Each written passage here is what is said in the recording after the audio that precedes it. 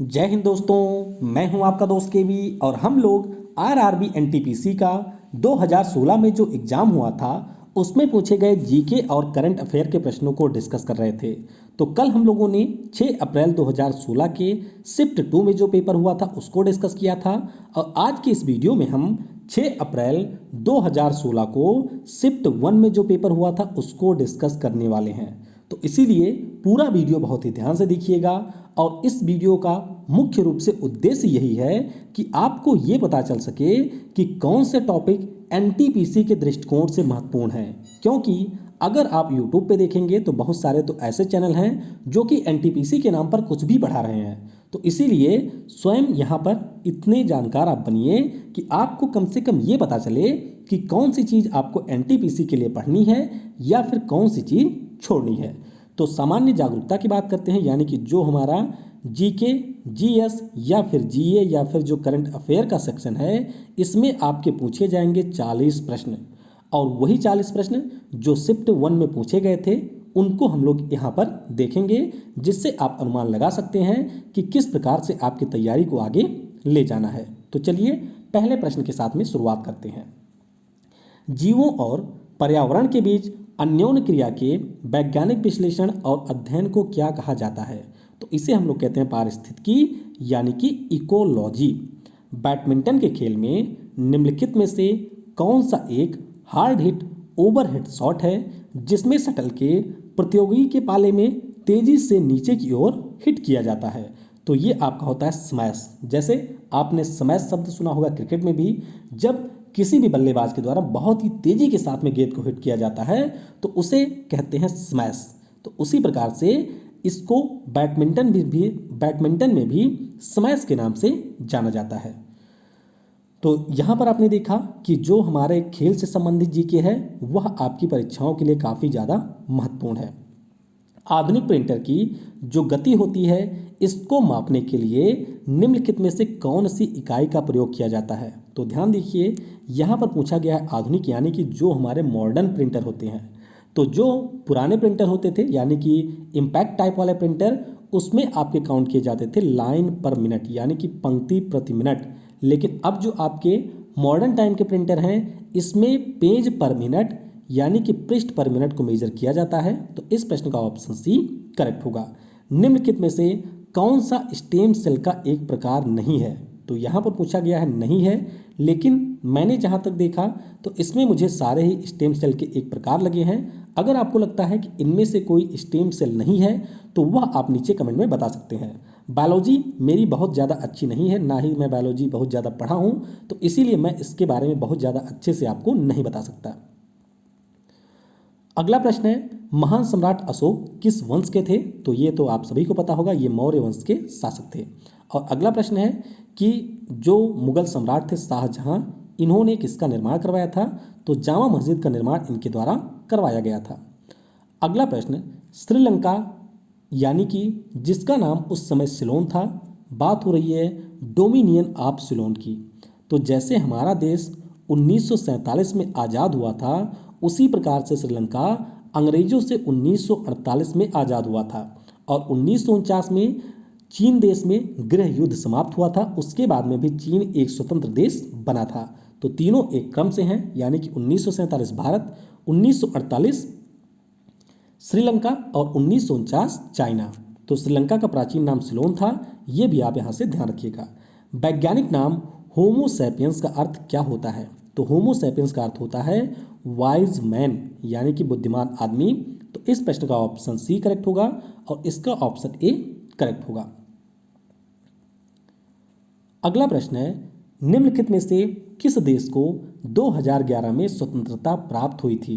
तो 2011 में यहाँ पर स्वतंत्रता मिली थी दक्षिण सूडान को।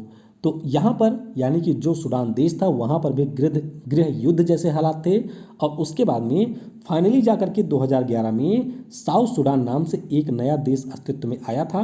तो इस प्रश्न का ऑप्शन बी करेक्ट होगा। कंप्यूटर के निर्माण उपयोगकर्ता द्वारा एक प्रोग्राम किए जाने के बाद निम्नलिखित में से किसे संशोधित नहीं किया जा सकता है? तो ये आपका होता है रोम यानी कि ROM, जिसे हम लोग रीड ऑनली मेमोरी के नाम से जानते हैं। तो इस प्रश्न का ऑप्शन डी करेक्ट होगा। अगला प्रश्न था कि जालियांवाला बाग हत्याकांड का आदेश किसने दिया था? तो जालियांवाला बाग हत्याकांड 1919 में हुआ था और इसका आदेश दिया था कर्नल रेजिनाल्ड डायर ने। तो इस प्रश्न का ऑप्शन ए करेक्ट होगा। यहाँ पर माइकल ओ डायर भी दिया है, लेकिन ये नहीं थे, ये थे कर्नल रेजिनाल्ड डायर। निम्नलिखित में से कौन सा सत्य है? तो सिंपली यहाँ पर पूछा गया है कि सामान्य परिस्थितियों में जो हमारी रेटिना होती है उसके ऊपर जो प्रतिबिंब है यानी कि इमेज है वह कैसा बनता है? तो ध्यान रखिएगा, जो हमारी रेटिना होती है उसके ऊपर जो प्रतिबिंब है वह एक तो आपका रियल होता है यानी कि वास्तविक होता है, और दूसरा वो होता है उल्टा। कैसा होता है? उल्टा और वास्तविक बनता है। तो इस प्रश्न का ऑप्शन ए करेक्ट होगा। अगला प्रश्न है, निम्नलिखित में से जो भिन्न है उसको चुनें। तो यहाँ पर आप देखेंगे मंगल ये भी हमारा एक ग्रह है, नेपच्यून भी एक ग्रह है, शनि भी एक ग्रह है, लेकिन अगर हम लुब्धक की बात करते हैं तो ये एक ग्रह नहीं है। तो चलिए आप कमेंट में बताइएगा कि ये जो सीरियस है ये किस प्रकार की बॉडी है। रेडियम की बात करते हैं तो यह एक रेडियो एक्टिव एलिमेंट है और इसका जो मुख्य खनिज होता है वह है पिच ब्लेंड, यानी कि पिच ब्लेंड अयस्क से ही रेडियम को प्राप्त किया जाता है। अगला प्रश्न है, 14 जुलाई 2015 को उड़ान भरने वाला नासा का पहला अंतरिक्षयान कौन सा है जिसका उद्देश्य प्लूटो की ग्रह प्रणाली पर आधारित डेटा एकत्र करना है? तो प्लूटो, इसके बारे में तो आपको पहले ये ध्यान रखना है कि अब यह ग्रहों की श्रेणी में नहीं है। प्लूटो यानी कि हम बात कर रहे हैं यम ग्रह की, और इसके लिए नासा के द्वारा न्यू होराइजन्स मिशन को लॉन्च किया गया था 2006 में, और ये 2015 में पहुंच गया था प्लूटो के पास में। 2016 में दुनिया की सर्वप्रथम तेजी से असर करने वाला रेबीज रोधी दवा को लॉन्च किस देश में किया गया था? तो ये लॉन्च किया गया था हमारे देश भारत में। तो हमारे यहाँ पर जो सीरम इंस्टीट्यूट ऑफ इंडिया है इसने ऑक्सफोर्ड यूनिवर्सिटी के साथ में मिलकर के इस रेबीज रोधी दवा का निर्माण किया था। अगला प्रश्न है, NaCl ये किसका रासायनिक सूत्र है? तो ये है हमारे नमक, यानी कि जो साधारण नमक होता है उसका केमिकल फार्मूला है NaCl। 2019 में जो आपका रग्बी विश्व कप हुआ था इसकी मेज़बानी किस देश ने किया था? तो खेल के जो भी आयोजन हैं ये भी आपके लिए काफ़ी इंपॉर्टेंट हैं। ध्यान रखिएगा, जल्द ही मैं आपको जितने भी हमारे आगामी खेल के आयोजन होने वाले हैं उनके ऊपर एक वीडियो बना दूंगा। तो 2019 रग्बी विश्व कप की बात करते हैं तो ये आपका हुआ था जापान में। कहाँ पर? जापान में ये आयोजित किया गया था, और विजेता कौन रहा था उसका नाम आपको नीचे कमेंट में बताना है। अगला प्रश्न है, CRISPR का अभिप्राय क्या है, यानी कि इसका पूरा नाम क्या है? तो इसका पूरा नाम है clustered regularly interspaced short palindromic repeats, ये इसका पूरा नाम है। तो इस प्रश्न का ऑप्शन सी करेक्ट होगा। रामखेलिया खेल की बात करते हैं तो ये आपका है बिहार का, तो लोक नृत्य को भी आपको यहाँ पर कवर करना है। उसके बाद में अगला प्रश्न था कि मूल तत्वों की आवर्त सारणी बनाने वाले पहले वैज्ञानिक कौन थे? तो मेंडलीव थे, दिमित्री मेंडलीव। इन्होंने सबसे पहली बार आवर्त सारणी को विकसित किया था। यदि किसी सर्किट का जो प्रतिरोध है उसको दोगुना कर दिया जाता है, यानी कि बात हो रही रेजिस्टेंस की, और वोल्टेज को समान रखा जाता है, तो उस स्थिति में जो विद्युत धारा प्रवाहित होगी वह कैसी होगी? तो आपने ये फार्मूला पढ़ा होगा कि जो B होता है यानी कि वोल्टेज, ये रेजिस्टेंस के समानुपाती होता है। इसलिए अगर हम लोग किसी सर्किट में रेजिस्टेंस को बढ़ा देते हैं और वहाँ पर हमें वोल्टेज को कांस्टेंट रखना है, तो इसके लिए क्या होगा? जैसे कि फार्मूला है V = IR। यहाँ पर अगर हमने रेजिस्टेंस को 2 है और वोल्टेज को हमें कांस्टेंट रखना है, तो इसका मतलब ये है कि जो इसमें सप्लाई है यानी कि जो हमारी विद्युत धारा है इसमें कमी करनी पड़ेगी, तो ये हो जाएगी आपकी आधी घट जाएगी। तो इस प्रश्न का ऑप्शन बी करेक्ट होगा। अगला प्रश्न है कि नई दिल्ली में स्थित भारतीय संसद भवन की रचना को किसने तैयार किया था? तो 2 लोग थे, एक थे सर एडविन लुटियंस और दूसरे थे सर हर्बर्ट बेकर। तो इस प्रश्न का ऑप्शन करेक्ट होगा। मानव शरीर में जो भी हमारी कोशिकाएं होती हैं इनमें से किसमें माइटोकॉन्ड्रिया नहीं पाया जाता है? तो ध्यान रखिएगा, जो हमारी रेड ब्लड सेल्स होती हैं यानी कि लाल रक्त कोशिका, इसमें माइटोकॉन्ड्रिया आपको नहीं मिलेगा।